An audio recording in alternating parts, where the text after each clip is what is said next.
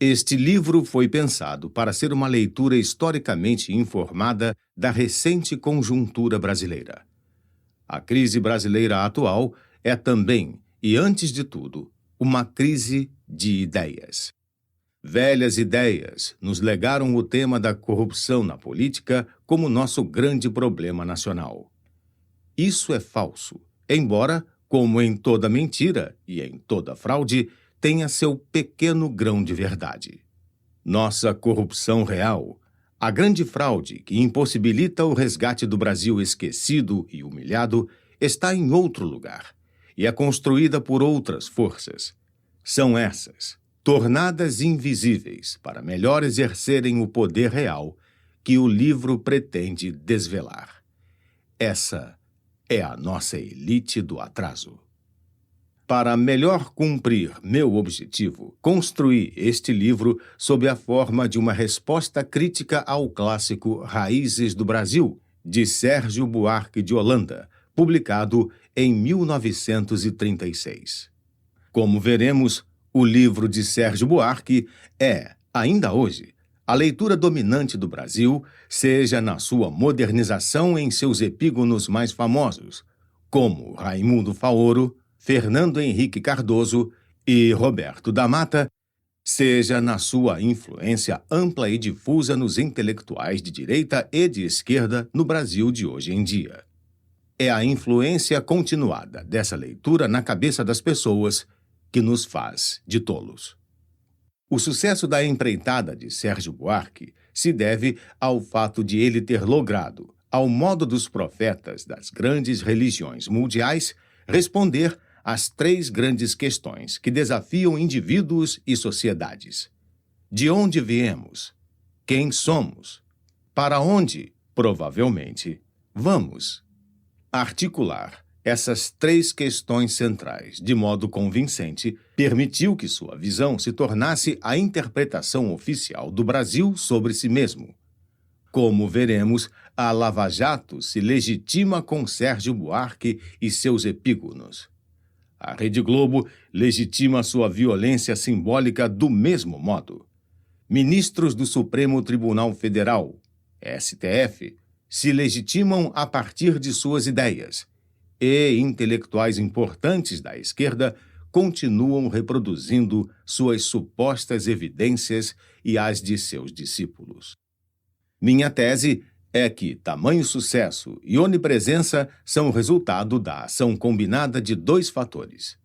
O primeiro é o fato de Sérgio Buarque haver construído uma narrativa totalizadora como a das religiões que não podem deixar margem a lacunas e dúvidas do Brasil e de sua história. E o segundo é o de ter criado a legitimação perfeita para uma dominação oligárquica e antipopular com a aparência de estar fazendo crítica social. É isso que o faz tão amado pela direita e pela esquerda. Tamanha influência, ubíqua e convergente, me motivou a reconstruir, neste livro, uma contraposição às suas ideias, ponto a ponto, nas três questões seminais que todo indivíduo ou sociedade são desafiados a responder. Como não somos formigas que repetem uma informação genética, nosso comportamento é determinado por uma visão construída do mundo e das coisas. Essa construção do sentido do mundo era trabalho de religiosos no passado e passou a ser dos intelectuais nos últimos 200 anos de história. Esse sentido do mundo nos parece, então, a todos, como natural, dado que nascemos sob a influência dele e são pessoas amadas e admiradas, em casa, na escola ou na televisão, que nos apresentam a ele. Assim, ele nos aparece como algo confiável. É essa confiabilidade que torna tão fácil a reprodução dos privilégios legitimados por esse sentido, sempre muito específico, tornando, ao mesmo tempo, a sua crítica tão difícil. Épocas de crise como a atual são, nesse sentido, uma oportunidade única. Na crise, toda legitimação perde sua naturalidade e pode ser desconstruída. Mas é necessário que se reconstrua um novo sentido que explique e convença melhor que o anterior.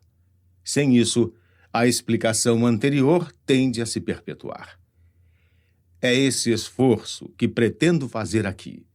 A ideia é criticar a interpretação dominante, não apenas nas suas falhas conceituais, como já fiz antes em diversas ocasiões, mas também sua interpretação histórica e factual da realidade brasileira.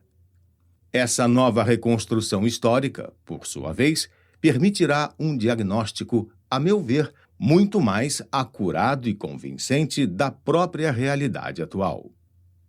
Assim, persegui 3 eixos temáticos bem definidos. O primeiro é tomar a experiência da escravidão, e não a suposta e abstrata continuidade com Portugal, onde não existia a escravidão, e seu patrimonialismo como a semente de toda a sociabilidade brasileira. Muitos falaram de escravidão como se fosse um mero nome, sem eficácia social e sem consequências duradouras, inclusive Sérgio Buarque e seus seguidores. Compreender a escravidão como conceito é muito diferente. É perceber como ela cria uma singularidade excludente e perversa. Uma sociabilidade que tendeu a se perpetuar no tempo precisamente porque nunca foi efetivamente compreendida nem criticada. O segundo é perceber como a luta das classes por privilégios e distinções logrou construir alianças e preconceitos que esclarecem, melhor que qualquer outra coisa, o padrão histórico que se repete nas lutas políticas do Brasil moderno. O principal aqui é evitar compreender as classes de modo superficial e economicista, como o fazem tanto o liberalismo quanto o marxismo. Ao perceber as classes sociais como construção sociocultural, desde a influência emocional e afetiva da socialização familiar, abrimos um caminho que explica, como nenhuma outra variável, nosso comportamento real e prático no dia a dia. Essa é uma promessa que faço ao leitor sem medo de fracassar. É possível reconstruir as razões de nossa própria conduta cotidiana, assim como a conduta dos outros que conosco partilham o mundo social, de modo preciso e convincente a partir da reinterpretação da herança de classe de cada um. A tradição inaugurada por Sérgio Buarque e arrasadoramente influente até hoje, não percebe a ação das classes sociais. Daí que tenha criado o brasileiro genérico, o homem cordial, ou o homem do jeitinho brasileiro, para um da mata. O conflito entre as classes também é distorcido e tornado irreconhecível, sendo substituído por um falso conflito entre Estado corrupto e patrimonial e mercado virtuoso. Ainda que todo o noticiário atual milite contra essa percepção, sem uma desconstrução do sentido velho e uma reconstrução explícita de um sentido novo, seremos feitos de tolos indefinidamente. É por conta dessa inércia, provocada pela força de concepções passadas, que pensamos os problemas brasileiros sob a chave do patrimonialismo e do populismo, 2 espantalhos criados para tornar possível a aliança antipopular que caracteriza o Brasil moderno desde 1930. Por fim, o terceiro ponto é o diagnóstico acurado do momento atual.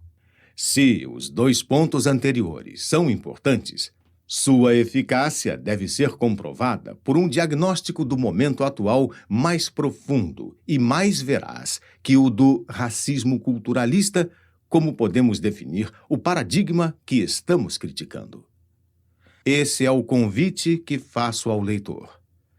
Adentrar o espaço de uma aventura do espírito que visa libertá-lo das amarras invisíveis das falsas interpretações críticas. Esse é, afinal, o primeiro passo para que, enfim, não mais repitamos a nossa triste história de exclusão recorrente e golpes de Estado, mas possamos, juntos, construir algo verdadeiramente novo.